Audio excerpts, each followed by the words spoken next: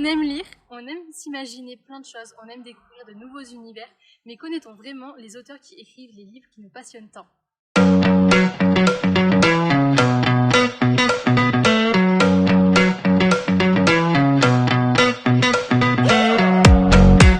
Bonjour et bienvenue dans cette nouvelle vidéo. Aujourd'hui, on part à la rencontre de Wally Matoff, auteur du roman jeunesse La jeunesse de Garlac. Bonjour, merci beaucoup pour la proposition. Avec plaisir, merci d'avoir accepté d'être là aujourd'hui. Avec plaisir. Est-ce que tu pourrais te présenter s'il te plaît? Ouais, alors bonjour à tous. Donc moi, mon nom d'auteur c'est Wally Matoff et donc mon vrai nom c'est Olivier Van Wallegem. Donc dans la vraie vie, dans la vie de tous les jours, je suis enseignant de mathématiques au lycée et pour le plaisir, pour m'amuser, j'ai écrit un premier livre effectivement, donc comme tu l'as présenté, La jeunesse de Garlac, un livre jeunesse à partir de 10 ans et plus. D'accord. Donc ce livre, est-ce que tu as toujours eu envie de l'écrire ou est-ce que c'est une envie qui est venue un peu sur le tard? Alors un peu les deux en fait, c'est-à-dire que depuis que je suis au lycée, depuis l'été entre la seconde et la première, j'ai commencé à écrire régulièrement à ce moment-là. J'écrivais des poèmes assez régulièrement, un par mois à peu près, plus ou moins long.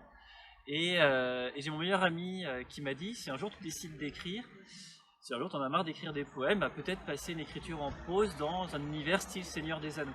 Et donc ça fait 10-15 ans peut-être maintenant que j'ai cette idée dans un coin de la tête.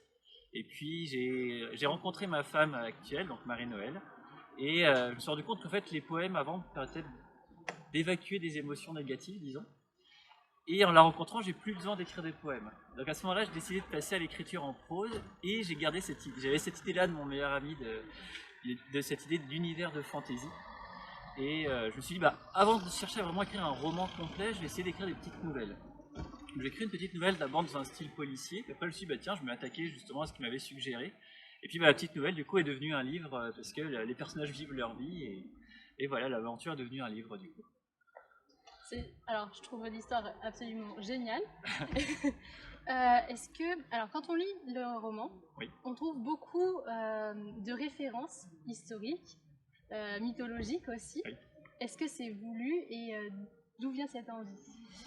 Alors, c'est voulu, oui, c'est voulu. C'est-à-dire que quand j'ai écrit et j'ai cherché à me faire plaisir avant tout. C'est-à-dire que je ne pensais absolument pas être publié à la base. J'ai écrit pour que ma femme le lise, j'ai écrit pour que mes amis le lisent, et c'est suite à leur retour que j'ai cherché un éditeur. Donc j'ai cherché à écrire en me faisant plaisir, et personnellement j'ai toujours été un grand fan d'Astérix. Et dans Astérix justement, il y a toujours ce côté double lecture que j'aime beaucoup. J'ai adoré le lire enfant, j'ai adoré le lire adulte, j'ai adoré le lire ado, et à chaque étape de ma vie quand je l'ai lu différemment. Et du coup, je pense que ça m'a un peu, habité quand j'ai écrit le livre, et c'est pour ça que j'ai glissé les références qui m'amusaient. D'accord. Du coup, ce livre, comme tu viens de dire, tu as eu envie de l'écrire dans un style Seigneur des Anneaux. Oui. Quand je l'ai lu, j'ai eu une impression de World of Warcraft. C'est vrai aussi, oui. C'est tout à fait vrai. Et donc, est-ce que tu comptes réécrire dans ce style-là plus tard? Alors, oui, World of Warcraft, c'est un univers que je connais de nom, parce que j'ai jamais spécialement joué, mais effectivement, c'est forcément un univers qui fait écho à. Et oui, c'est tout à fait prévu, c'est-à-dire que ça, c'est le premier tome. J'ai 4 tomes de prévus, et j'ai le plan sur les 4 tomes qui est prévu. Donc j'ai le deuxième tome qui est en fin d'écriture, là j'en suis à 80% à peu près de l'écriture. Après, il y aura le travail de réécriture, de correction, etc. Mais j'en suis à peu près 80% du premier jet. C'est vraiment l'idée de développer l'univers, cet univers-là qui m'amuse beaucoup en fait.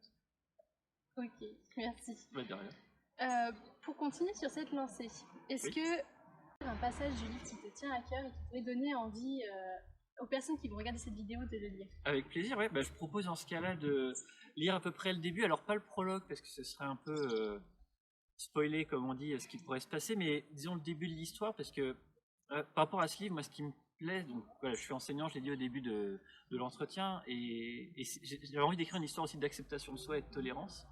Et donc j'ai envie de raconter un peu le début du livre où justement on voit qu'on a un personnage qui est un orc, qui est plutôt un être normalement méchant, qui est un petit peu différent des autres, qui a du mal à trouver sa place. Donc si ça te va, j'aimerais bien lire plutôt ce passage-là au début, donc l'entraînement militaire. Eh bien allons-y. Allez.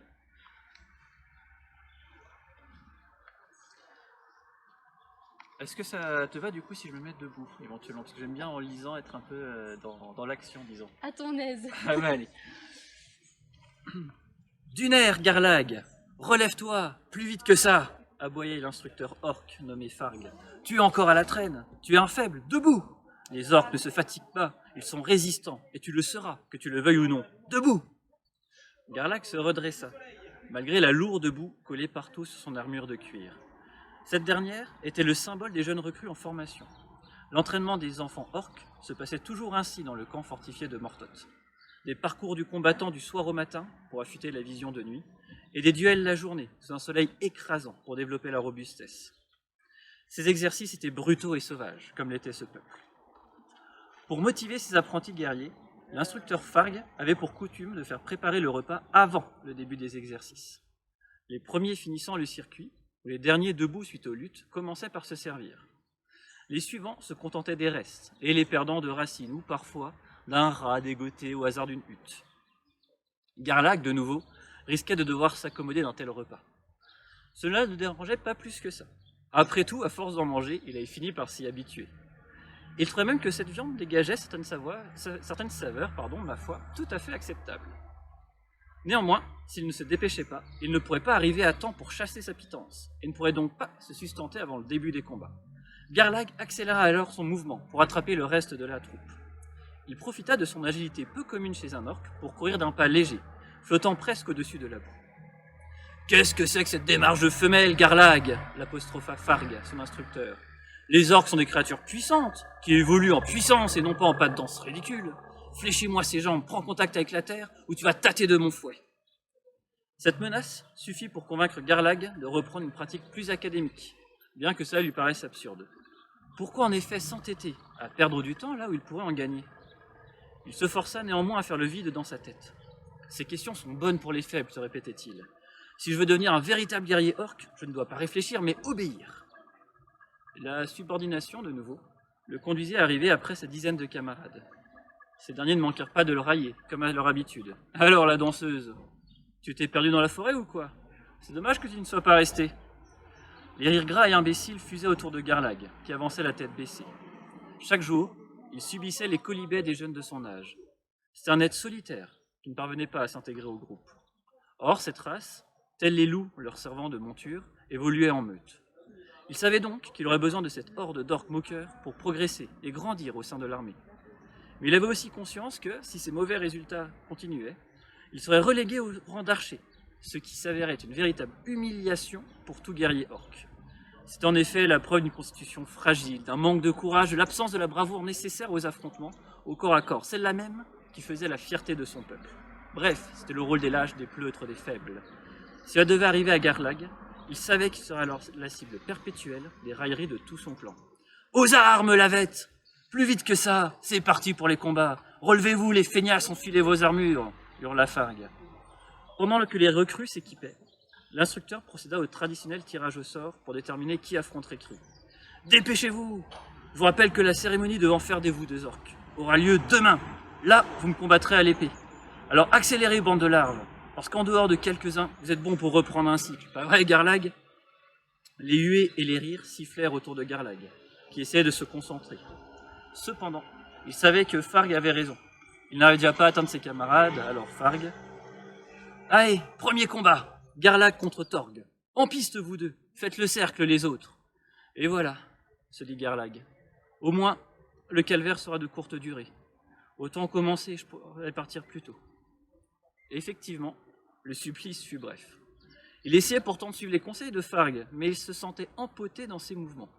Il ne comprenait pas pourquoi il devait taper comme un sourd sur quelqu'un qui, visiblement, n'était pas affecté par ses coups. Mais ainsi se battait un orc, tout en puissance physique. Et Garlag était de toute évidence le moins bien bâti et le plus petit de tous ses camarades. Il fut rapidement mis à terre, retourné, traîné dans la boue que Torg, l'un des apprentis les plus forts de sa génération, lui forçait à avaler. Le combat ne prit fin qu'au moment où Garlag crut mourir, et uniquement parce que Farg l'avait fait cesser. Il ne restait plus à la jeune recrue qu'à rentrer chez lui, chez son père, sous les colibets et sifflets. Une journée ordinaire, en somme. Eh ben, merci beaucoup pour cette lecture qui nous a bien plongé dans l'univers, je trouve, avec le ton et l'intonation. Tu pourrais être conteur. Ah, c'est gentil, merci beaucoup. Eh bien, écoutez, les amis, je pense que cette entrevue a été riche en apprentissage, en connaissances. Et puis surtout, on est heureux d'avoir fait la connaissance de Wally Matoff. N'hésitez pas à vous procurer son livre, à le lire et à dire en commentaire ce que vous en pensez. Merci. Hello, c'est la Oli du montage. Donc je me rends compte qu'il manque un tout petit bout à la vidéo. Alors évidemment, on remercie très chaleureusement Wally Matov d'avoir bien voulu répondre à mes questions. J'ai fait cette vidéo avec l'aide de mon chéri qui a joué les caméramans ce matin. Donc merci à toi aussi Zakou. Et la partie qui manque, c'était surtout pour vous dire que si cette vidéo vous a plu, si ce type de format, si vous voulez voir plus d'interviews, plus de contenu sur les auteurs, n'hésitez pas à le dire dans les commentaires. Et si cette vidéo vous a plu, vous pouvez la liker, la commenter, la partager, vous abonner, faire absolument ce que vous voulez. Par contre, dans les commentaires, évidemment, nous restons toujours respectueux, n'est-ce pas? Et moi, je vous dis à très vite pour une prochaine vidéo. Bye! Ah non, attendez, il y a un mini rikiki bêtisier là qui arrive juste après. À plus!